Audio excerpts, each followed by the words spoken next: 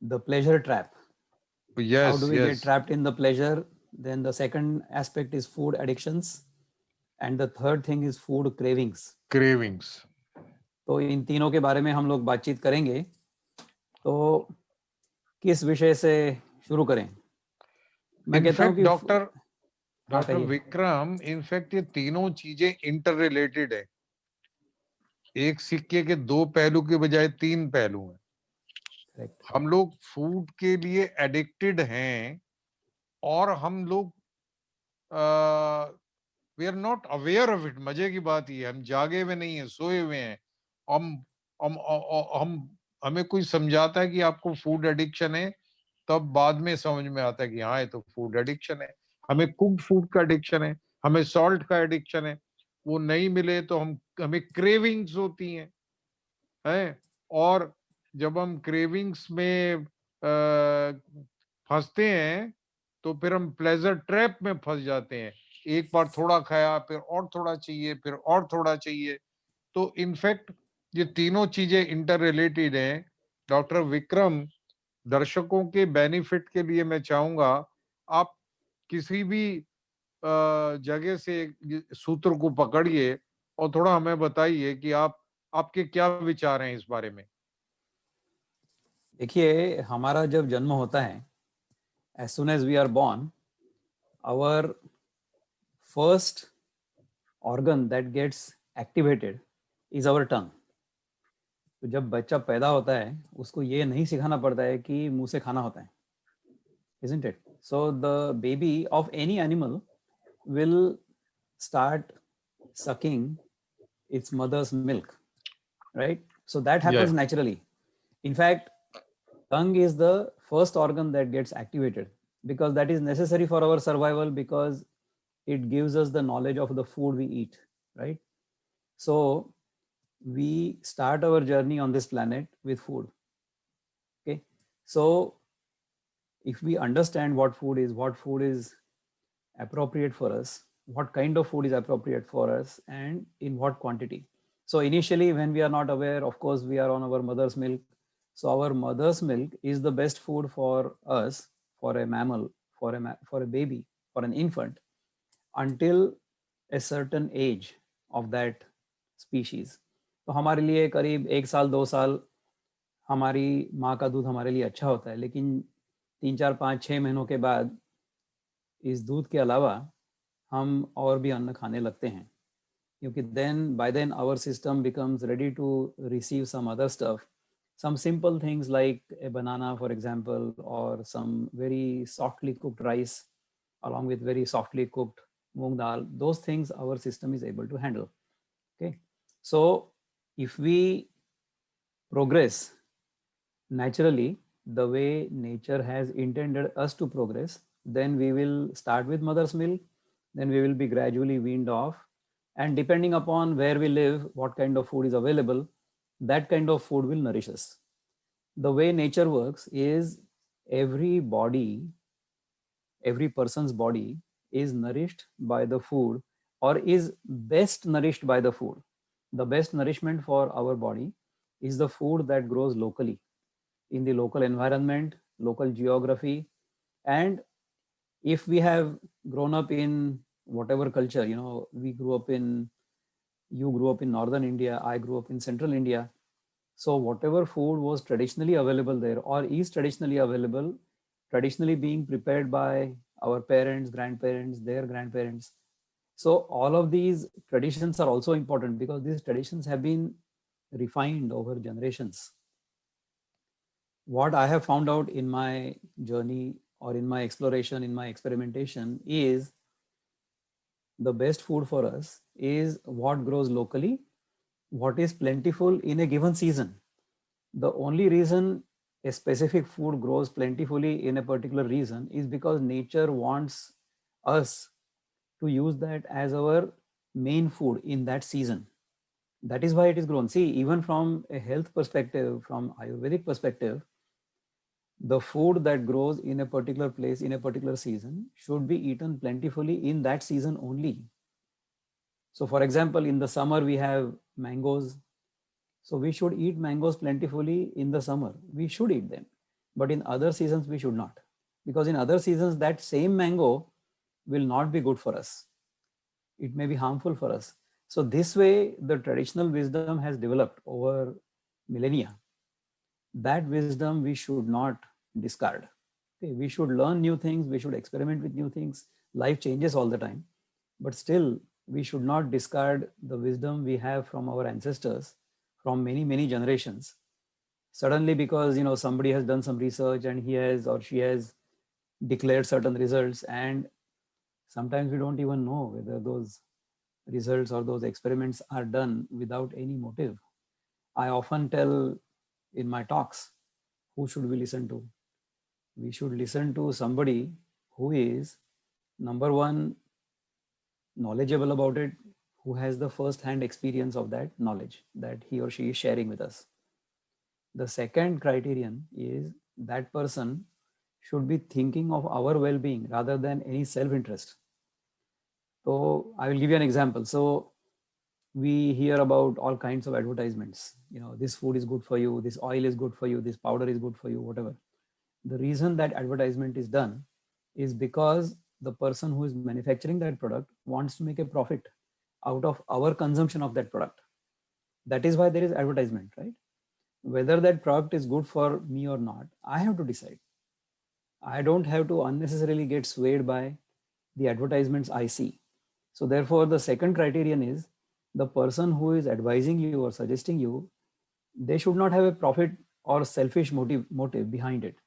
They should have, so if I'm telling you something, I should be thinking about your well-being.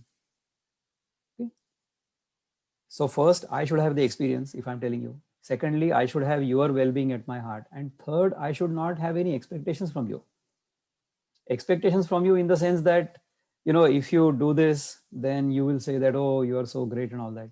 No, none of that. In fact, whenever somebody says that whatever benefit they have received by following whatever I have suggested to them, I tell them this is not a credit to me. This is a credit to the nature's laws and your discipline of following those nature's laws. I have only shown you through my example, or I have only shared with you my experience that if we follow nature's laws in this manner, then these results will happen. I have neither created the nature's laws, nor have I created the results. These are happening all the time. This knowledge exists. This knowledge is not mine. Okay. I don't have any copyright over any knowledge. I have only learned this knowledge through direct experience, and I'm only sharing with you my experience. So therefore, once we hear something like this from somebody who knows it, who wants us to benefit, and who doesn't have any expectations in return, only of that person, or we should listen to only that person. If any one of these criteria is not met, then we should be suspicious. So that is the thing I try to explain to people, that this is something I have experienced. I honestly and sincerely tell you that if you follow these laws, then you will also be benefited.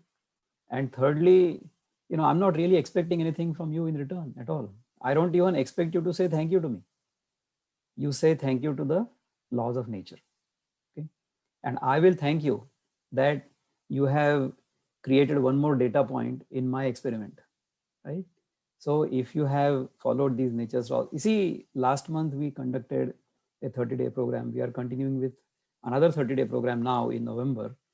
And the people who have followed these laws, they have felt much lighter, much healthier, and their mind became clear.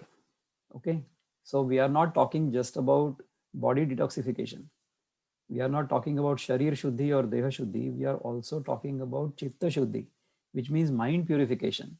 Only when our mind is purified, then we can see the world the way it is, right? Once we realize that this world and we and whatever we believe, all of those beliefs were simply beliefs and they were all assumptions. They were not correct. We start questioning those assumptions and we start realizing who we really are. Then we have a correct understanding of who we are, what the world is, how we should live, and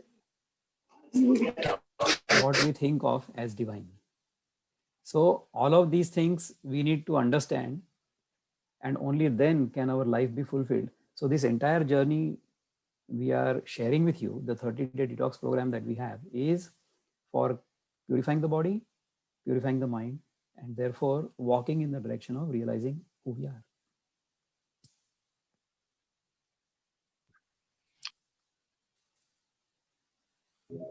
Just Dr. a Goyal, second. you're on mute. Very good explanation, Dr. Vikram, as usually. Now you shed some light on, I'm sharing one of my thought, and the thought is that these three things which we are going to discuss today: pleasure trap, food addictions, and food craving, we don't see in other mammals, other species. They neither have addiction, nor have cravings, nor have food fads. Don't they have, you know, pleasure trap? They only eat by their instinct, and they eat the food which is natural to them. And once they are full with that, when they are satisfied with their hunger, they don't take anything. You do any damn thing, they will not take. So they are free from pleasure trap, food addictions, and cravings. So why the human beings are victim of pleasure trap and food addictions and cravings? Uh, Let us know something about this from you, Dr. Vikram. Your thoughts. All right. Thank you for asking that question. I think you asked me before, but I was carried away with my thought process and then probably did not answer this question adequately. So why does pleasure happen, or why does pleasure trap happen? You see, in every other mammal or every other species is programmed to live in a certain manner. Okay, so that species doesn't really deviate from that limit. Okay, so when we, just one second, I'm going to try to focus the video on my this thing, because, and then I would also request everybody to mute themselves. Human beings are the only species that has the choice, has the freedom to choose. No other species has the freedom to choose. So for example, a cow will not go and try to kill another animal and eat it. Okay, whereas a tiger or a lion will not go and eat grass like the cow, unless of course the lion or the tiger has an upset stomach, and then he wants to cure his constipation or something. Only then they will eat. The carnivorous animal will eat grass only if there is some problem. So they would eat grass as a medicine, right? But the cow will not eat meat even as a medicine. Okay, what we will do as a medicine, what vegetarian animals would do as a medicine, is upavas, or is fasting. So whenever there is some uneasiness within our body, then the best way to cure ourselves is through fasting. What I have found out is, if we fast every day, then we don't have to undertake the periodic fast, because we are doing it every day continuously. All right. So why do we get trapped in pleasure? Because of course, when we taste something tasty, it creates a pleasure. Okay? Such pleasure happens instantaneously as soon as each one of our sense organs comes in contact with a sense object, the respective sense object. So when the tongue comes in contact with something tasty, there will be a sense of pleasure. Similarly, when we smell something beautiful or very fragrant smell, then we will feel a sense of pleasure. We look at something beautiful, the eyes will be pleased. When we hear some good music, ears will be pleased. When we touch something soft, we all like to wear soft clothes. I'm wearing a woven sort of hosiery kind of thing, right? So it feels pleasurable because it is a soft touch. So शब्द स्पर्श रूप रसगंध, ये जो 5 हमारे इंद्रिय हैं या 5 हमारे विषय हैं, इनका जब हमारे इंद्रियों से संयोग होता है, विषय और इंद्रिय, इन दोनों का जब संयोग होता है, through that combination of the sense organ and the sense object, a pleasure will happen. इसीलिए हम लोग कहते हैं ना, हमारे यहाँ एक कॉन्सेप्ट है सत, चित और आनंद का.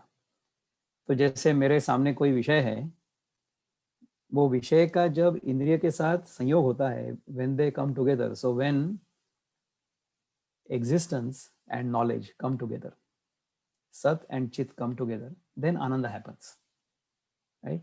So we get a sense of ananda or pleasure or bliss when we come in contact with the sense organ for the respective sense organ. I mean, sense object and sense organ come together. Therefore, food is the main or major sense object which we enjoy all the time. And in fact, nobody here on this group here or in this meeting can stay without food, right? I mean, last time when we had a conversation, you talked about Prahlad Jani. Prahlad Jani actually passed away 3 or 4 months ago at the age of 89 or 90, but you said it correctly, he did not eat anything for the past 70 years. It is possible to live without food. Even if you read the autobiography of a yogi by Paramahansa Yogananda, in that there is a chapter on Giri Bala, a woman saint who never ate. She did not eat for a long time. So it is possible to live without food, without solid food. It is also possible to live without water. Most people who are breatharians, they may drink water, or even if they don't drink water through the mouth, when we breathe in, some moisture from the air goes in with us, right? So whatever moisture or whatever water principle the body requires, the body will extract that water principle from the air we breathe in, right? So that's how breatharians actually live. In our case, we don't have that refined an ability to nourish ourselves or nourish our bodies. So for us, we have to take all the 5 elements in some form or the other, mainly the earth and water principle. So our food is mostly solid and liquid, right? Once that goes in, then that gets converted into all the elements that we require. Our body is manufactured, our body is reformatted or formatted using those elements, and that's how we remain healthy. See, as long as this power is there, we will remain healthy. Going back to the cravings, if we understand how much to eat or what to eat and in what manner to eat, then gradually those cravings go down. If we have a proper understanding of why we are having food in the first place. See, in our culture, we've always had the feeling of reverence towards our food. Before we eat the food, we always offer that to the deity of our choice. हम उसका भोग चढ़ाते हैं किसी देवता को, और फिर जो बचेगा उसको हम प्रसाद रूप में लेते हैं. So we offer our food as an offering to the divine, and then whatever is left over in the sense, once that divine accepts it, or it is basically our own faith and our own feeling that the divine is accepting it, once that is done, then that food becomes prasad for us. Okay, prasad means a divine offering to us. Once we consume our food with that perspective, then we will never really abuse our food, because we will always think of it as prasad. देखिए क्या होता है, हम जब मंदिर में जाते हैं ना, तो हमें जो प्रसाद मिलता है, हम उस प्रसाद में किसी प्रकार की खोट नहीं निकालते हैं. जो हमें मिलता है उसको हम कृतज्ञता पूर्वक लेते हैं और कहते हैं कि हाँ, भगवान की कृपा हुई, हमें प्रसाद मिल गया, नंबर 1. दूसरा है कि जितना मिलेगा उसमें हम संतुष्ट होते हैं. हम ये नहीं देखते हैं कि मुझे इतना ही मिला है और आगे वाले को ज़्यादा मिला है, ऐसी हम तुलना ही करते हैं. और तीसरा, हमारे पास थोड़ा भी अगर हो तो हम उसे बांटते हैं. तो एक तो पहला हमें प्रसाद मिला, उसी की खुशी है. उसके बाद में जितना मिला उतने में संतुष्टि है, और उसमें खोट निकालने की कोई प्रवृत्ति नहीं है. और चौथा, जितना मिलेगा उसमें से भी आधा हम किसी और को देंगे. अब सोचिए कि हमारा जो जीवन है, इस सारे जीवन को अगर हम इस तरह से ही देखें तो मनुष्य का जन्म मुझे प्राप्त हुआ है, ईश्वर की कृपा है। ठीक है, मेरे पास कम है, किसी के पास ज्यादा है, मुझे किसी से कोई तुलना नहीं करनी है। जो मुझे मिला है उसमें मुझे संतुष्टि है। मुझे इसमें कोई मतलब मेरा जितना प्रयत्न है या मेरी जितनी क्षमता है उसके अनुसार मैं उसमें सुधार करने का प्रयत्न अवश्य करूंगा। लेकिन at the end of the day whatever I get और whatever I have, whatever I have been blessed with, I will be grateful rather than complaining all the time. ये प्रवृत्ति होनी चाहिए। तो ये हमारे अन्न पर हमारी कितनी वासना है या हम उसको किस प्रकार से देखते हैं, उस प्रकार से ये सारा उसका जो एटीट्यूड है ना वो पूरा हमारे जीवन में छा जाता है। तो उसमें इसीलिए हम हमेशा कहते हैं कि पहला नियम जो है वो आप एक एक ही काम करिए पहले, या आपको अगर आपको क्रेविंग्स को कम करना है तो एक नियम का पालन करें कि मुझे कब भूख लगती है उसकी तरफ ध्यान दें थोड़ा।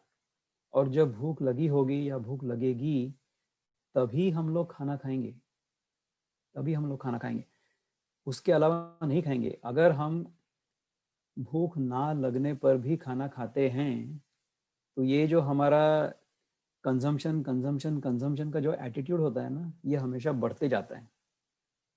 ये अन्न से शुरू होता है because we are consuming when we don't really need it. ठीक है, वो जब हम कंजम्पशन करते हैं तो that consumption is not good for us. When we eat food when we are not hungry, that food will get converted not into the ingredients that we require for making our body, but that food will get converted into essentially poison. उसको आयुर्वेद में आमविष कहा गया है। और ये आमविष जो होता है ये सारे रोगों का मूल है। ऐसा है। तो ये क्रेविंग जो है इसको हमने हटाना ही है। उसके लिए पहला नियम ये है कि हम लोग हमारा जो कभी भी अगर अन्न देखा तो खा लिया, ये जो हमारे मन में हमेशा विचार होता है, ये जो हमारी वासना होती है, ये जो क्रेविंग होती है, ये एडिक्शन होती है, इसको हमें कंट्रोल में लाना है। तो ये थोड़ा विस्तार से मैंने इसके पर इस पर बोला है। इस पर आप कुछ अगर बोलेंगे तो फिर मैं आगे और बोलता हूँ। इस पे मेरा एक अभी आपको सुनते सुनते विचार आया, वो मैं आप सबके साथ शेयर करता हूं कि जब किसी विषय का इंद्रिय के साथ संयोग होता है, जैसे हम फूड की बात कर रहे हैं, भोजन का संयोग जिह्वा के साथ हुआ है, रसना के साथ हुआ है, तो दो बातें होती हैं उसमें, या तो वो हमें अच्छा लगता है या खराब लगता है, या तो प्लेजर देता है या पेन देता है। करेला खाया कड़वा लगता है, बुरा लगता है। रसगुल्ला खाया मीठा लगता है, अच्छा लगता है। तो उससे क्या होता है, अच्छा लगने से अटैचमेंट होता है, राग उत्पन्न होता है। और जब जो जिससे क्या नाम है अच्छा नहीं लगा, कड़वा लगा, तो उससे क्या होता है, एवर्जन होता है। तो क्रेविंग और एवर्जन ऐसे शुरू होते हैं, और जिस चीज को हमें अच्छा लगता है, राग होता है, प्लेजर होता है, उसको हम क्रेव करते हैं बार बार, टू रिपीट दैट प्लेजर, क्योंकि हम इटर्नल ब्लिस में रहना चाहते हैं, बट ये सेंसुअल प्लेजर है। तो उसको बार बार रिपीट करने में ही हमें क्रेविंग्स होती है, और उसको जब हम बार बार रिपीट करते हैं तो एडिक्शन होता है, और उसको रिपीट करने में ही हम प्लेजर ट्रैप में फंस जाते हैं, अननोइंगली, अनकॉन्शियसली। एकदम सही क्यों कहा। क्यों क्योंकि हम साक्षी नहीं है। साक्षी का मतलब है ना हमारा ध्यान, अवेयरनेस हमारे ऊपर है, ना बाहर है। तो हम unknowingly, unconsciously, like automatic machines काम कर रहे हैं, by reflex action, by spinal cord. तो ये इम्पोर्टेंट है, क्रेविंग्स और एडिक्शंस और आपके प्लेजर ट्रैप से बचने के लिए, कि हम अवेयरनेस डेवलप करें, साक्षी भाव डेवलप करें, विटनेस हो जाए हम हर चीज को ध्यान से देखें। ऐसा नहीं है कि हम खा रहे हैं, मल्टीटास्किंग कर रहे हैं, मोबाइल भी देख रहे हैं, टीवी देख रहे हैं, वो देख रहे हैं, तो फिर हम खाने के लिए साक्षी नहीं होंगे। फिर उस चक्कर में गलत खाया जाएगा, ज्यादा खाया जाएगा, और एक सोशल रीजन से जो हम खाते हैं वो बड़ा गलत है। मैं डॉक्टर विक्रम के यहाँ गया, डॉक्टर विक्रम ने कहा भाई बहुत बढ़िया जलेबी मिलती है यहाँ यूएसए में, हमने मंगा के डीप फ्रीज में रखी है, आपको खिलाते हैं, जरा सी जरूर खानी पड़ेगी, अब पहली बार तो आए हमारे यहाँ। तो हम भी प्यार के मारे खा लेते हैं, यही प्यार गलत है, बस ये यही आपने प्यार जो है ना गलत है। डॉक्टर गोयल, ये आपने उदाहरण दिया, बड़ा अच्छा दिया, लेकिन ऐसा हमारे घर में होने वाला नहीं है, सो डोंट इवन वरी। आपको केवल फल मिलेगा। हाँ, तो हम जब घर से निकलते हैं तो हम यही संकल्प लेके निकलते हैं, कहीं जाएंगे तो सिर्फ जल और फल और कुछ नहीं। तो ये मेरा कुछ विचार था कि ये बहुत अच्छा, कैसे। ये बहुत सही कहा आपने, बिल्कुल सही कहा, क्योंकि जब हम ये प्लेजर ट्रैप में पड़ने का यही है कारण, क्योंकि हम ये जो पहला जो प्लेजर होता है ना, जैसे ही किसी वस्तु को हमने हमारी जीवा पर रखा, रसना पर रखा और उसका रस हमने लिया। Sunita, you are unmuted, so anyway, maybe Pooja, our sister, can mute everybody other than me, of course. So हमको जो इंस्टेंट प्लेजर होता है जब हम कोई भी वस्तु हमारी रसना पर रखते हैं, तो उस प्लेजर तो होगा ही होगा, उसमें तो कोई सवाल ही नहीं है। तो यही तो है ना, ये दो धारी तलवार है। See, our tongue is a two-in-one organ and two-in-one danger for all of us.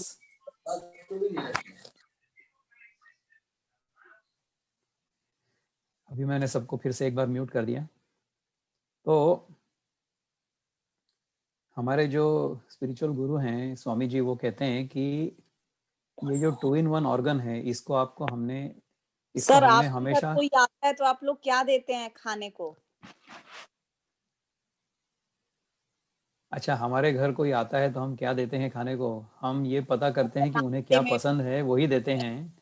मेहमान हम की खातिरदारी कैसे करते हैं? मेहमान की खातिरदारी ऐसे करते हैं कि हम मेहमान के बारे में जान लेते हैं पूरी तरह से कि उन्हें क्या अच्छा लगता है, क्या अच्छा नहीं लगता है, उन्हें किसी चीज़ का परहेज है, अगर उन्हें कोई चीज़ पसंद नहीं है तो वो नहीं बनाते हम। और देखिए, मैं मेरे बारे में बात करूंगा कि पिछले 3 सालों से मैं केवल प्राकृतिक अन्न खाता रहा हूं, या खाने का मैंने प्रयोग किया है। और मेरे सारे मित्र जो हैं, या हमारे सारे जो परिवार वाले हैं, रिश्तेदार, उनको सबको ये पता है कि मैं केवल फल फूल घास फूस ऐसे ही खाता हूँ। तो मेरे लिए ताज़े फल या कोई सीड्स वगैरह होते हैं ना, उस तरह का वो हमेशा उनके घर में होता है। तो वही मैं खाता हूँ, और वो भी मैं भूख लगने पर ही खाता हूँ। तो ऐसा होता है कि दिन में 2 बार खाना होता है। जनरली मैं सुबह ब्रेकफास्ट करता हूँ करीब 8 से 9 के बीच में एक बार, और फिर उसके बाद लंच करता हूँ करीब 1 बजे, 1 से 2 के बीच में। उसके बाद में फिर मैं डिनर नहीं करता हूँ, क्योंकि ये जो 1 बजे वाला खाना खाया हुआ होता है ना, वो उसको पचाने में 7-8 घंटे चले जाते हैं, और फिर उसके बाद मैं सो जाता हूँ रात को। फिर सुबह उठ करके हम योगाभ्यास करते हैं, सब लोगों के साथ करते हैं। अभी हमारा जो डिटॉक्स प्रोग्राम चल रहा है, उसमें हम साथ करते हैं सभी के साथ। अगर नहीं भी होता है, जैसे सैटरडे संडे को नहीं होता है, यानी जब हम साथ ग्रुप में जो होता है वो नहीं होता है, तो मैं तो करता ही हूँ। सुबह उठ करके फिर मैं सारे मेरे सूर्य नमस्कार करता हूँ, फिर योगासन वगैरह करता हूँ, उसके बाद प्राणायाम, ध्यान वगैरह ये सब होता है। तो इन सब का अभ्यास जब हम करते हैं, तब हमें एक अंदर से आनंद की अनुभूति होती है। तो मेरा ये कोई आग्रह नहीं है, दुराग्रह नहीं है कि सभी ने ऐसा करना ही चाहिए। उनको अगर इसके बारे में अनुभव आता है सर, और लेकिन उन्हें, आपको आपकी पर्सनालिटी को, आपके लुक को, आपके फेस को देख के लग रहा है कि वाकई मतलब आप बहुत एनर्जेटिक और यंग लुकिंग, मतलब एक क्रेज आ रहा है कि नहीं सही में ऐसा करना चाहिए। तो ये देखिए, मैं किसी पर किसी भी प्रकार का नियंत्रण करना नहीं चाहता हूँ। I don't have any control, I don't have any desire to control anybody. Okay, I know I can not control anybody. अगर मैं चाहूं भी तो नहीं कर सकता हूँ। तो जो मुझे पता है कि मैं नहीं कर सकता हूँ, तो मैं करूंगा ही क्यों उसको? I don't have any desire to control anybody. Okay, क्योंकि मुझे पता है I can not control anybody, right. जैसे मुझे पूरी तरह से स्वतंत्रता है कि मैं क्या करूं, I have the freedom of choice, right. So I should also give the same freedom of choice to everybody. So I cannot really dictate to anybody how they should think, how they should behave, how they should eat. I can only share with you my experience, saying that, okay, I have done this experiment. This is how nature works. This is how I have understood nature works. And I'm only sharing with you the principles behind it. Okay, because those principles have been manifested in my own experience. अगर आप मेरी 3 साल पहले की तस्वीर देखेंगे तो आपको ऐसा पता चलेगा कि I used to look like a sumo wrestler. ऐसा मोटा था मैं, काफी 80 किलो वजन था मेरा। और मुझे उस समय प्रेरणा मिली ईश्वर की कृपा से, समझ लो कोई ऐसी घटना हुई। मैं किसी हमारे एक अच्छे मित्र हैं, उनके साथ मैं बैठा हुआ था और ये शास्त्रीय संगीत का कार्यक्रम चल रहा था और मैं 1 घंटे से ऊपर वहाँ बैठ नहीं पाया। उनके पीछे तानपुरा बजा रहा था तो बैठ नहीं पाया क्योंकि मेरे पैरों में क्रैम्प्स आ गए, तो बहुत बुरा लगा। तो ये जो चोट पहुंची है ना, तो फिर मैंने कहा कि नहीं, इसके ऊपर कोई उपाय हमने करना चाहिए। और फिर हमने उस पर सारा ये प्रयोग किया। तभी हमारे जीवन में ईश्वर की कृपा से सदगुरु जग्गी वासुदेव आ गए थे। उनका मैंने एक वीडियो देखा था। उनको भी मैं गुरु ही मानता हूँ, वो कई लोगों के गुरु हैं। पर देखिए, मैं एक गुरु होना चाहिए ऐसा नहीं मानता हूँ। हमने हमारे जीवन में हर अनुभव से सीखना चाहिए और हर अनुभव, हमारा अनुभव ही हमारा गुरु होता है। और मैं जिनको सचमुच गुरु मानता हूँ, मेरे स्पिरिचुअल गुरु, उनका नाम भी अनुभवानंद ही है। क्योंकि वो कहते हैं कि देखिए, आपके मन में जब इच्छा जागृत हो जाती है कुछ सीखने की, तो उस इच्छा का नाम है गुरु। और जो बाहर आप जिसको गुरु कहते हो, वो उस इच्छा का जो मैनिफेस्टेशन है, वो है प्रगटीकरण, वो है गुरु, है ना। तो गुरु हमारे मन में ही होता है। इसलिए हम कहते हैं ना कि गुरुर ब्रह्मा गुरुर विष्णु गुरुर्देवो महेश्वरः गुरु साक्षात परब्रह्म तस्मै श्री गुरुवे नमः। ऐसी हमारी गुरु की प्रार्थना है, राइट। हम ये प्रार्थना रोज कहते हैं हमारे योगाभ्यास में, क्योंकि हम हमारे अंदर की जो जिज्ञासा है, सीखने की जो इच्छा है, उसको हम वंदन करते हैं कि हम हमेशा हमारे हर अनुभव से सीखें। ठीक है, तो इस तरह से सीख करके मुझे ऐसा पता चला कि अगर हम प्राकृतिक अन्न खाएंगे, हमारी आवश्यकता जितनी होगी उतना ही खाएंगे, उससे अधिक कभी नहीं खाएंगे, और हर रोज प्रतिदिन उपवास करेंगे। उपवास कितना करेंगे? कम से कम 12, 14, 16, 18 घंटे का, जितना संभव है उतना, सहजता से संभव है। देखिए, हमारा जीवन सहज होना चाहिए। तो हम क्या कहते हैं कि आप अगर भूख लगेगी आपको, और जब भूख लगेगी तब आप खाइए।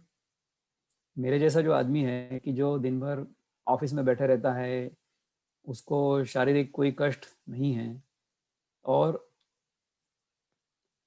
दिन में 2 ही बार भूख लगती है, 2 ही बार खाना चाहिए, उससे ज़्यादा क्यों खाना चाहिए। और हमारे एक मित्र हैं, अभी 1-2-3 महीने पहले हमारे इस कार्यक्रम में आए थे, डॉक्टर जगन्नाथ दीक्षित। उन्होंने तो पूरा रिसर्च करके, साइंटिफिकली प्रूव करके हमको सबको बताया कि 2 से अधिक बार आदमी ने खाना ही नहीं चाहिए, नहीं तो आपके शरीर में इंसुलिन सीक्रेट होते जाएगा दिन भर, और आपको इंसुलिन रेजिस्टेंस हो जाएगा, उसके कारण आपको डायबिटीज हो जाएगा। तो इतनी दूर जाना ही क्यों है। हम कहते हैं कि हम उनसे एक कदम आगे ऐसे जाते हैं कि भाई, वो कहते हैं कि आप 2 बार खाना खाओ, लेकिन हम कहते हैं कि केवल भूख लगेगी तो ही खाओ। अगर आपको एक ही बार भूख लग रही है दिन में, तो एक ही बार खाओ। ऐसा प्रयोग मैंने 3 महीने किया। दिन में केवल एक ही बार खाना खा करके देखा कि भाई 1 घंटे में खाना और 23 घंटा उपवास करना, उससे भी अच्छा लगता था। लेकिन क्या हो गया कि उससे अहंकार बढ़ने लग गया कि मैं तो सबसे अच्छा हूँ, मैं तो केवल एक बार खाना खा करके रह सकता हूँ। यह अहंकार ठीक नहीं है। तो फिर उसके पीछे जाने की कोई आवश्यकता नहीं है। आपको जब भूख लगेगी तब आप खाइए, और जितनी आपकी आवश्यकता है उतना खाइए।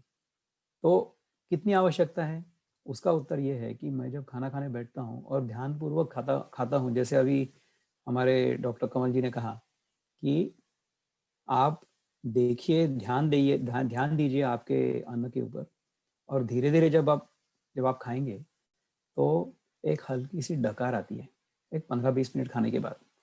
कितना खाने के बाद? ये हमारी 2 अंजुली होती है, यानी फिस्टफुल, इतना खाना जब हम खाते हैं उसके बाद में एक छोटी सी डकार आती है। तो एक समय पर इतना ही अन्न खाना चाहिए। उससे ज़्यादा अगर खाएंगे ना तो उसका फायदा नहीं होगा, उससे शरीर में विष तैयार होगा, अगर आपने उपवास नहीं किया तो। पहले पहले ये जो डिसिप्लिन है ना, ये हमारे जीवन में इतने आसानी से नहीं आता है, क्योंकि हमको तो हमारे खाने पर जन्म से लेकर के अभी जब से हमारा जन्म हुआ है तब से अब तक वही करते आए हैं, तो उसके लिए हम अभ्यस्त हो गए हैं, आदत हो गई हमें उसकी। तो वो क्रेविंग छोड़ना या वो जो प्लेजर ट्रैप होता है उससे बाहर निकलना बड़ा मुश्किल होता है। It's like an addiction.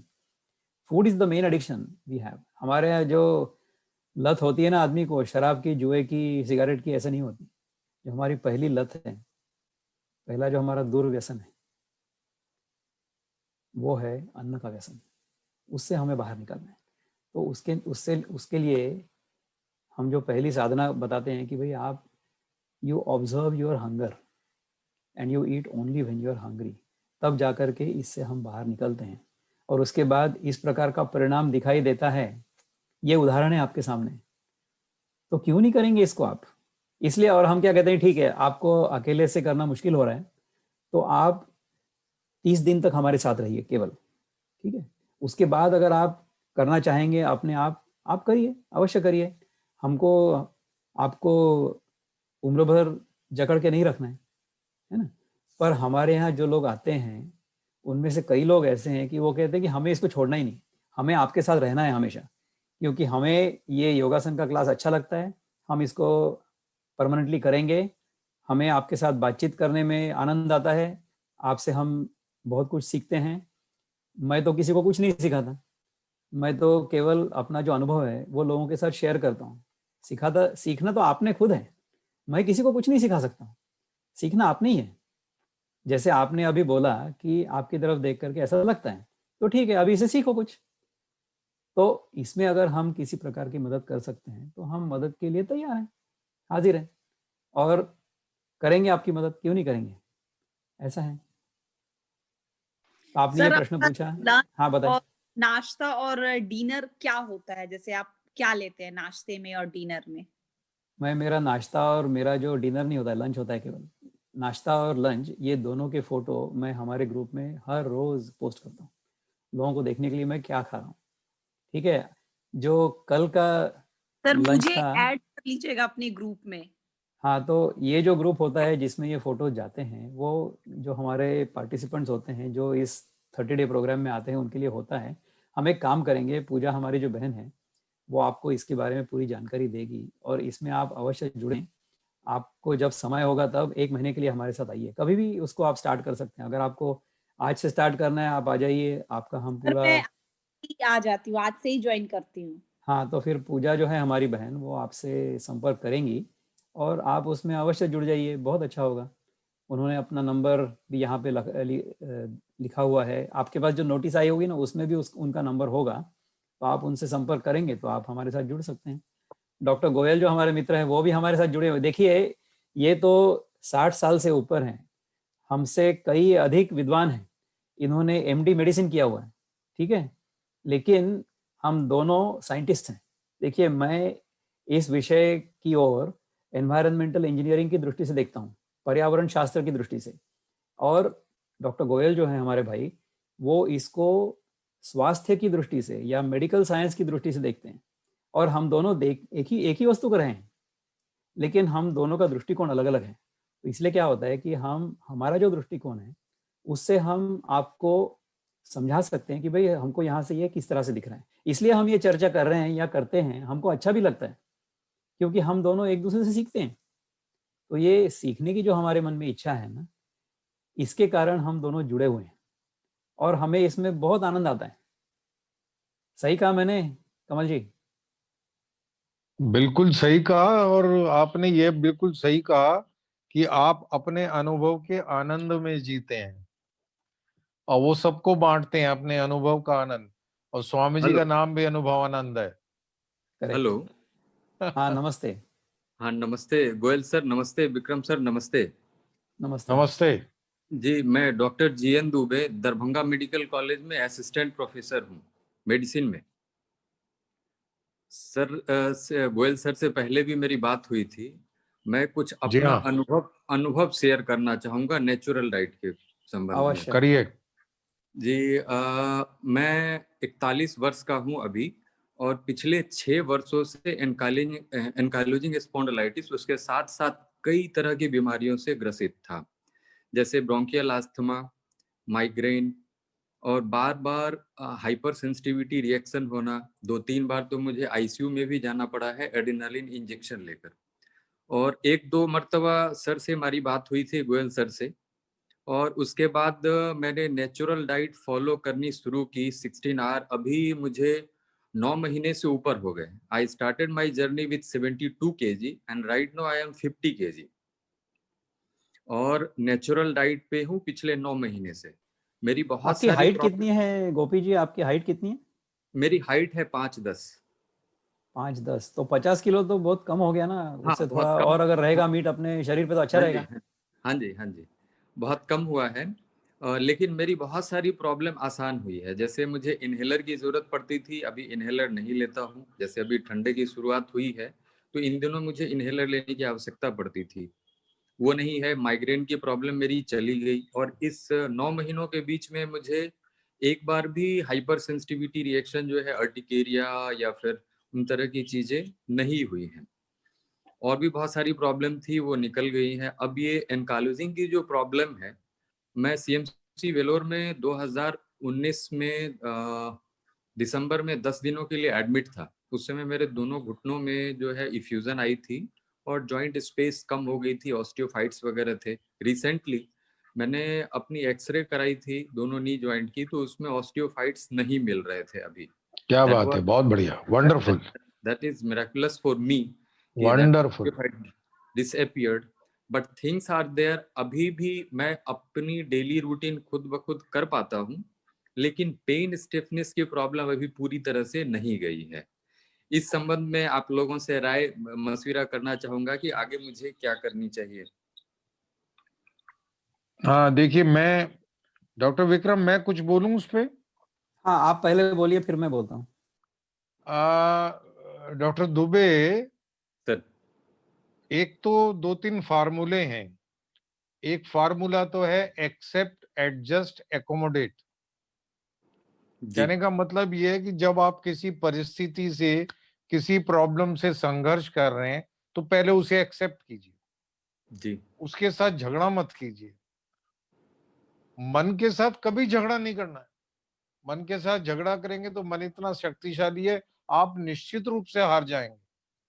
तो पहले मन के साथ दोस्ती करिए, एक्सेप्ट कर लीजिए, एडजस्ट करिए, एकोमोडेट करिए और अपने लाइफस्टाइल को इस तरह से डालिए। जैसे ही आप एक्सेप्ट करेंगे आपका पेन कम होने लगेगा। Acceptance means relaxation. जब आप रिलैक्स करते हैं तो आपका पेन कम होने लगता है। स्टिफनेस, स्टिफनेस क्या है? स्टिफनेस तो अकड़ाहट है ना, और जब आप रिलैक्स करते हैं तो ढीला पड़ जाता है। तो एक फार्मूला तो ये है। सर। दूसरा इसमें ये है कि हाँ, दूसरा क्या है, आप जिस चीज पे फोकस करते हैं, फोकस का मतलब है आप उसको एनर्जी दे रहे हैं, तो वो एक्सपेंड करती है। अगर आप पेन और स्टिफनेस को ही फोकस करते रहेंगे तो ये एक्सपेंड करेगा। Do not focus on problem, focus on solution. अब सॉल्यूशन क्या है? अब ये एएस का पेन और स्टिफनेस जा तो नहीं रहा है, कम हो गया है, क्या होगा? तो फिर क्या है, मैं एक टेक्निक में पढ़ाता हूँ अपने जो मेरे साथ जुड़ते हैं, और वो टेक्निक है चेंज द चैनल।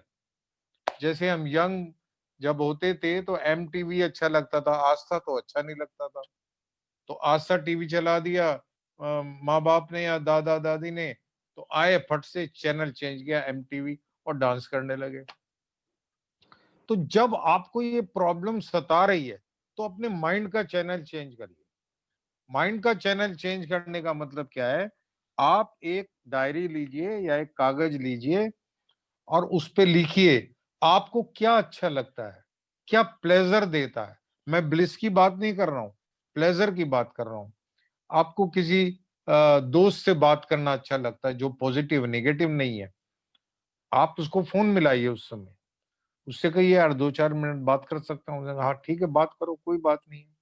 आप उसके साथ थोड़ी देर बात करेंगे, आपका पेन कम हो जाएगा, स्टिफनेस कम हो जाएगी बिना दवाई के। सर। मजेदार बात है। उससे बात करके ही आपकी बॉडी और माइंड में वो केमिकल्स बनेंगे, एंडोर्फिन्स बनेंगे। आप तो एमडी मेडिसिन है, प्रोफेसर है, आप समझते हैं इन चीजों को कि वो कम हो जाएगा आपका। या आपको म्यूजिक सुनना अच्छा लगता है, क्लासिकल अच्छा लगता है, तो आप उस समय का कोई राग या किसी भी समय का कोई राग सुनिए और थोड़ी देर के लिए दुनिया को भूल जाइए। मतलब जैसे नीरो नीरो था ना, वो रोम जल रहा था और नीरो बंसी बजा रहा था, वो हो जाएगी उस समय आप बस। ठीक है, आपको गाना अच्छा लगता है, आप गाइए। आपको पेन है, भले ही गाइए, आप कुछ भी करिए। एक्सेप्टेंस के ऊपर, जैसे मैं आपको 2 लाइनें गा के सुना। हाँ डॉक्टर विक्रम, गाना अलाउड है अपने प्रोग्राम में? बिल्कुल अलाउड है, क्यों अलाउड नहीं है? अच्छा अच्छा। तो मैं, जो स्वामी अनुभवानंद जी हैं अपने गुरु जी डॉक्टर विक्रम के, उनके गुरु थे स्वामी चिन्मयानंद, और उनके भी मतलब गुरु थे स्वामी शिवानंद ऋषिकेश में। और शिवानंद जी डॉक्टर थे, बाकायदा एमबीबीएस थे, कुप्पू स्वामी नाम था उनका पूर्वाश्रम में। तो वो एक भजन गाते थे, मेरा बहुत प्रिय है, मैं सुबह उठ के एक बार जरूर गाता हूँ, रात को सोने से पहले एक बार गाता हूँ। 3-4 पंक्तियां, 2 भजन है, दो पंक्तियों को उनको कंबाइन करेंगे और उसमें मैसेज है। डॉक्टर दुबे ध्यान से सुनिए। सर पहला ये है, जिस हाल में, जिस देश में, जिस भेष में रहो, राधा रमन, राधा रमन, राधा रमन कहो। जिस हाल में, जिस देश में, जिस भेष में हो, only chant Radha Raman. I mean be happy, be contented. फिर दूसरी लाइन में, जिस योग में, जिस भोग में, जिस रोग में रहो, रोग में भी, जिस योग में, जिस भोग में, जिस रोग में रहो, राधा रमन, राधा रमन, राधा रमन कहो। जिस हाल में, जिस देश में, जिस भेष में रहो, Radha Raman, Radha Raman, Radha Raman. I promise you doctor Dubey कि जब ये हो, आप इसको गा दो, आप इसको अपने रूम में लगा दो लिख के, आप बाथरूम में लगा दो, टॉयलेट में लगा दो, 2-4-6 जगह लगा दो, ये आपके ऊपर एक्ट करेगा, कॉन्स्टेंटली एक्ट करेगा। आप अपने मोबाइल का वॉलपेपर यही लिख के लगा दो, आप अपने ऑफिस में भी लगा लो। This will keep on reminding you. और आप गाएंगे भी नहीं तो आपके अंदर हमिंग शुरू होगी and endorphins will be, happy chemicals बनेंगे। आप देखो, आपने तो पढ़ा है, you have read about the power of placebo. What placebo does, placebo भी तो एंडोर्फिन बनाता है ना। तो उसके बाद एक दूसरा, इसमें 2 लाइन का भजन मैं ऐड करता हूँ शिवानंद जी का ही। तो वो उस भजन में क्या कह रहे हैं कि मैं क्या हूं, हु एम आई। चिदानंद, चिदानंद, चिदानंद हूँ, हर हाल में अलमस्त सच्चिदानंद हूँ। आई एम ब्लिस डिवाइन, मैं आई एम ब्लिस पर्सोनिफाइड, सच्चिदानंद, ट्रूथ, ब्लिस एंड कॉन्शियसनेस, सच्चित आनंद। चिदानंद, चिदानंद, चिदानंद हूँ, हर हाल में अलमस्त सच्चिदानंद हूँ। अब इस आनंद की क्या क्वालिटीज है? अजरानंद, अमरानंद, अचलानंद, अजर आनंद, अमर आनंद, अचल आनंद, नेवर फेडिंग आनंद। अजरानंद, अमरानंद, अचलानंद हूँ, हर हाल में अलमस्त सच्चिदानंद हूँ।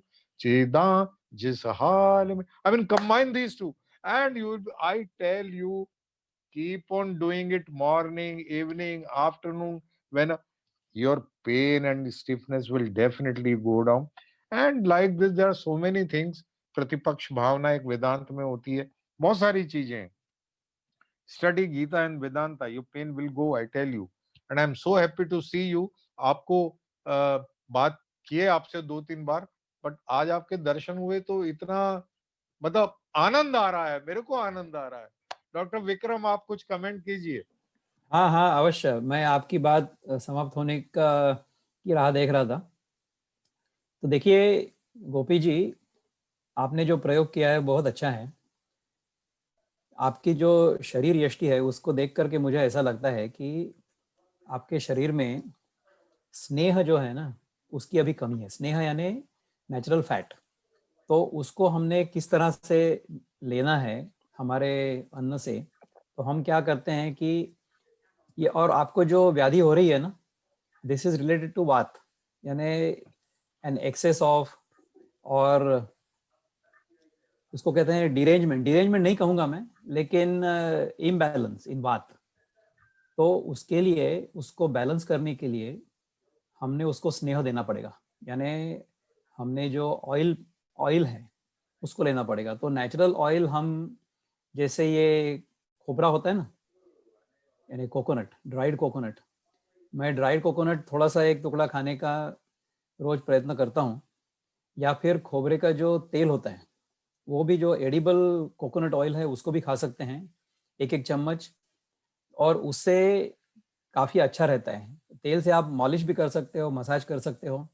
और नेचुरल अगर खाओगे तो बहुत ही अच्छा है। तो ऑयल सीड्स जो आप खा सकते हैं, जैसे सनफ्लावर सीड हो गया, या फिर पंपकिन सीड हो गया, और इवन ग्राउंडनट, मतलब मूंगफली हो गई, या बादाम हो गए, या अखरोट हो गए, these are all good fats. So when we have a large proportion of our meal as these natural fats, तो आपका वजन भी बढ़ेगा, और आपका जो जोड़ों में दर्द वगैरह होता है ना वो भी कम हो जाएगा। और दूसरा ये है कि आप रेगुलर योगासन करें। तो योगासन जो होते हैं उससे हमारी बॉडी बड़ी फ्लेक्सिबल रहती है, और जो इंटरनल ऑर्गन्स होते हैं ना उनको अच्छी तरह से एक्सरसाइज होता है। देखने के लिए वो एक्सरसाइज नहीं होती है, इट्स ए रिलैक्सेशन। तो योगा सेशन करने के बाद लोगों को थकान महसूस नहीं होती है, उनको एनर्जाइज्ड फील होता है। और ये एक्सपीरियंस हर रोज आता है। तो जो लोग आते हैं और हम योगा योगासन करने के बाद फिर हम एक 5 मिनट योग निद्रा या शवासन करते हैं। शवासन में तो आधे लोग ऐसे ही सो जाते हैं। हमने कहा कि अगर आपको नींद आ जाती है आप सो जाओ, क्योंकि आप आनंद में हो इसलिए सो गए हो, रिलैक्स्ड हो गए हो पूरी तरह से। बहुत अच्छा लगता है। तो इसको आप भी अवश्य जुड़ सकते हैं इसमें। और डॉक्टर कमलकांत तो हैं ही हमारे साथ, तो बड़ा अच्छा, बहुत आनंद आता है उसमें। और हम लोग साथ में मिलकर जो करते हैं ना उसमें आनंद है। ये एक साथ करने का, जैसे क्या होता है हम अकेले अकेले जब करते हैं तो उतना मोटिवेशन नहीं आता है, एक दिन अगर नहीं गए तो क्या होता है। लेकिन जब ये पार्टिसिपेंट्स को पता होता है कि हाँ भाई doctor Vikram is getting up early in the morning for my sake and he is doing it for me, then I have to get up. So that kind of commitment is there even from the people who participate. तो उसमें अगर आप जुड़ेंगे और आप 1 महीना हमारे साथ अगर रहेंगे तो ये सारा रूटीन आपका भी सेट हो जाएगा। और फिर उसके बाद आप अपने मन से कर सकते हैं, अगर आप कर सकते हैं तो। अगर आप जुड़े रहना चाहते हैं तो जुड़ सकते हैं हमारे साथ, और जुड़े रह सकते हैं, उसमें क्या है। मेरे ख्याल से भावना हमारी जो बहन है मिश्रा, वो कुछ पूछना चाह रही हैं। जी नमस्कार सर। हाँ बताइए, थोड़ा आवाज़ आपकी ऊंची करिए। अच्छा एक सेकेंड, आप ऊंचा बोलिए, हम सुन लेंगे। आपको आवाज आ रही है मेरी अब? हाँ अभी आ रही है, बताइए।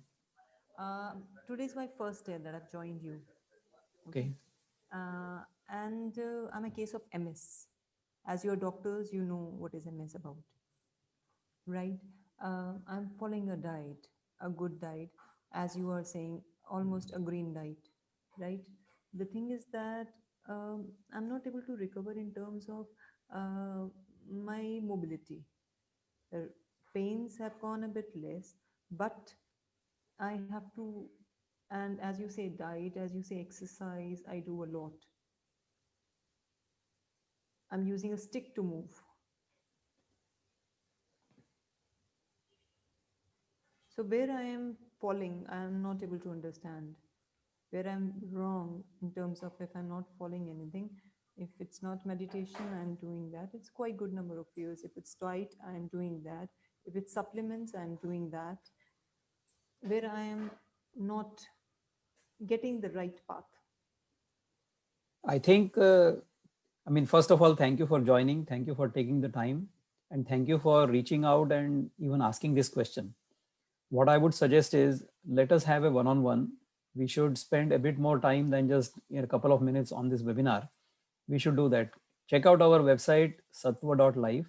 we can have a slightly longer session so that we can understand where you have been, where you are coming from, and how we can go forward from here. And I'm sure when you consume mostly natural food, see, processed food itself is not bad. If we process it from scratch ourselves at our home, and as soon as we process, we consume in a traditional manner, that food is not bad for us. Okay. We'll end up eating a larger quantity of material, but that's okay. See, we have grown up for generations. We are following this kind of diet, so it cannot be bad for us. But what we suggest is we should eat only when we are hungry, and we should eat a very large percentage of our food or of our diet should be natural with the minimal processing. So in my case, I try to eat almost 95% fruits and nuts. And then 5% will be either vegetables or sprouts, or sometimes I may eat some cooked food like freshly cooked rice and all that. But other than that, if we maintain this routine of mostly natural diet, then many of these ailments go away. So we will have to have a longer session than just this, but these are my preliminary observations, and maybe Dr. Kamalkant can also share his thoughts. हाँ, भावना जी, I want to ask one or two questions from you, and the first question is, how many cups of tea you take daily?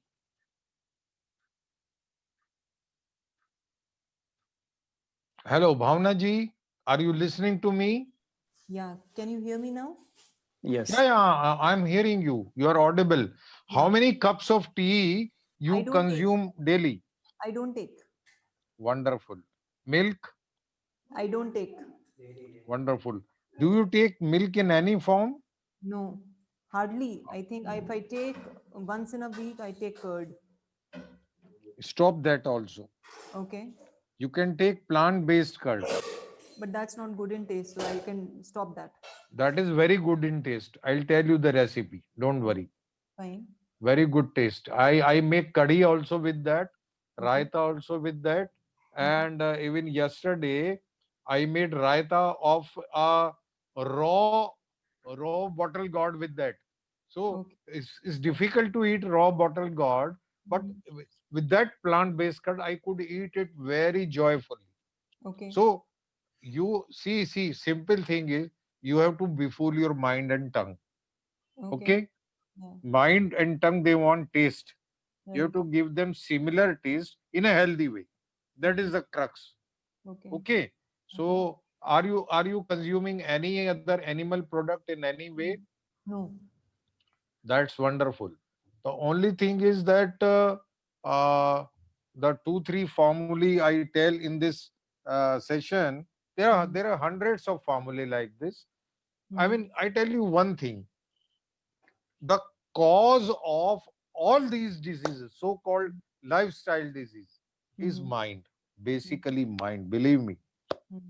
Even as an allopath, as a MBBS MD medicine, I never used to believe it. But then I worked upon myself and I found that this is correct. Our scriptures say that mind is the root cause of all the diseases. So when you will work on your mind under guidance of someone, then the things will improve like it. And a lot of people of MS, this multiple sclerosis, have improved from your face. I mean, don't mind it if I say you're looking a little bit low down, and that is natural. That's not a crime. Once your body is not, supporting you, you tend to feel low, tend to feel depressed, tend to feel disgusted. So the thing is, I tell you one thing: Yes. start doing acting of remaining happy. Vikramaditya एक टीले पे बैठे थे, राजा बने हुए बच्चे, राजा की acting कर रहे थे, एक दिन राजा बन गए। चाणक्य मिल गए उनको। आपको भी कोई मिलेगा चाणक्य, आप मेरी बात पे यकीन कीजिए और इसकी एक्टिंग कीजिए, और इतनी एक्टिंग कीजिए खुश रहने की कि घर वाले और पड़ोस वाले और जानने वाले ये सोचें कि इनको साइकियाट्रिस्ट को दिखाना पड़ेगा क्या, इतनी तकलीफ में भी हंस रही। जब कभी ऐसा कोई सोचने लगे, समझ लीजिए आप एक सफल एक्टिंग कर रही हैं। ठीक है ना? ये मतलब इतने छोटे टाइम में हम ज्यादा बात नहीं कर सकते आपसे। आप 1-on-1 करिए डॉक्टर विक्रम के साथ, कभी हम भी आपके साथ करेंगे, तो मिलजुल के करेंगे। एमएस कुछ नहीं है, ये सब ठीक हो जाएगा। आप डीमाइलिनेशन सब कुछ भूल जाइए आप। फैंटास्टिक। सो ये अच्छा था उत्तर, और हमारे पास समय की वैसे कमी है, हम एक प्रश्न और लेंगे। हमारी एक बहन है प्रज्ञा, वो हमसे कुछ कहना चाहती हैं, तो 1-2 मिनट में और लेंगे और फिर उसके बाद कार्यक्रम हम समाप्त करेंगे, क्योंकि हमने 1 घंटे का वादा किया था, तो 1 घंटा ही, उससे अभी थोड़े मिनट ऊपर हो गए हैं। लेकिन आप प्रज्ञा जी, आप अगर कहना चाहेंगे कुछ तो कहिए please. Yeah. Namaste, sir ji. I'm sorry, light. One sec, I'll just change the light setting. तो प्रज्ञा हमारी जो बहन है, उन्होंने इस पर काफी प्रयोग किए हैं, हम उन्हें जानते हैं, तो आप अपना एक्सपीरियंस शेयर करेंगे प्रज्ञा बहन? जी, काफ़ी मैं कम से कम 3 साल से इस डाइट पर, of course 100% natural, but then I don't eat sugar nor wheat nor rice and no milk products, and I am very happy with it. मेरे फैमिली में इसके बहुत फ़ायदे हुए हैं। मेरे हस्बैंड का सभी हेल्थ इश्यूज, यानी कि blood pressure, diabetes, everything is normal. He's living without any medicine. He's perfectly fine. But I had a small issue, like since इतने सालों से मैं फॉलो कर रही हूँ, तो अब जाके ऐसा लग रहा है कि मेरा वेट बहुत ज़्यादा रिड्यूस हो गया है। आई डोंट नो इसकी मतलब क्या वजह हो सकती है, but I am fully fit and fine, I have no health issues at all, but then weight काफ़ी रिड्यूस हो रहा है, तो maybe I need some correction, or that is fine. I would like to know that. देखिए, age के हिसाब से वजन कम होता है after we are 50, after when we, हाँ, आफ्टर वी क्रॉस 50, तो वजन कम होना चाहिए और कम रहना भी चाहिए। तो आप अगर स्वस्थ हैं तो आप मस्त रहिए, और आपको जितनी भूख लगती है उतना आप खाना खाइए। उसमें आप जो फैट परसेंटेज है या रिच फूड है, उसका आप परसेंटेज बढ़ाइए, जैसे बादाम वगैरह होते हैं या मूंगफली के दाने होते हैं, उससे वजन बढ़ने में मदद होती है। ठीक है, तो वैसा आप खाइए। You don't have to eat only fruits and salads, उससे वजन कम हो जाएगा। लेकिन eat something more solid like seeds. So if you do that, then that will be useful for you. मैं और एक प्रश्न लूंगा। एक किसी ने पूछा था, शायद अढ़ाव करके हैं, Kanchan Adhav. If you want to unmute yourself Kanchan and then ask me the question. Thank you sir. You are welcome. Hello, Kanchan, can you unmute am I yourself? audible, sir? Yes, go ahead. Sir, मैं कंचन अढ़ऊ। Actually sir, मुझे बहुत सालों से, यानी 18 साल हो गए, मुझे बहुत सीवियर एसिडिटी का प्रॉब्लम है, और मुझे अभी 2-3 साल से जॉइंट पेन हो रहा है, नी पेन, और उंगलियां जो है वो भी, उसमें भी बहुत पेन है, और मुझे सीस्ट है। ठीक है, तो देखिए, ये कॉमन प्रॉब्लम्स हैं, आजकल होते हैं। इसके लिए हमने 1-on-1 करना चाहिए किसी दिन। आप 1-on-1 के लिए साइन अप कर लीजिए हमारे वेबसाइट में जाकर के, और तब तक एक काम करिए कि 2 नियमों का पालन करेंगे, कि मुझे भूख नहीं लगती है तब तक मैं खाना नहीं खाऊंगी, और दूसरा ये है कि मैं जो कुछ भी खाऊंगी वो प्राकृतिक खाऊंगी, जितना हो सके उतना, यानी फल हो गए या सब्जियां हो गई, सलाद हो गए, और जो पका हुआ खाना है वो जैसे ही पकाएंगे उसके बाद इमीडिएटली खा लेंगे। ये नियम आप करिए, साइन अप कीजिए हमारे साथ, और हम लोग इसके ऊपर बात करेंगे। अब देखिए, हम एक घंटे से ऊपर हो चुका है, इसलिए इस कार्यक्रम को अभी बंद करेंगे। पर उससे पहले मैं डॉक्टर कमलकांत जी को धन्यवाद देना चाहूँगा कि आपने आपका समय हमें दिया और हमारे साथ आकर के इतनी अच्छी चर्चा की, और हम इसके बाद फिर से अवश्य मिलेंगे। हम सोच रहे हैं एवरी वीक और एवरी अदर वीक हम थोड़ा इंटरनली बात करके आपको सबको बताएंगे, और फिर हम आपसे अवश्य मिलेंगे फिर एक बार। और So thank you everybody for attending. तो मैं नंबर डाला है, Thank you. schedule time with us, you can reach out to us on that number. Thank you. Thank you doctor Vikram. हम जरूर कुछ और अच्छा टॉपिक सोचेंगे, और इतने अच्छे हमारे दर्शक हैं, ज्ञानी लोग हैं, तो ये हमारे लिए बहुत सौभाग्य की बात है। हम लोग इस तरह की चर्चा करते रहेंगे, और आज एक इसी से रिलेटेड कुछ था जो छूट गया, मैं आपसे बाद में बात करूंगा, उसको हम किसी और सेशन में लेंगे। चलिए, नमस्ते, have a good evening everybody, नमस्ते, बाय बाय। नमस्ते, बाय बाय।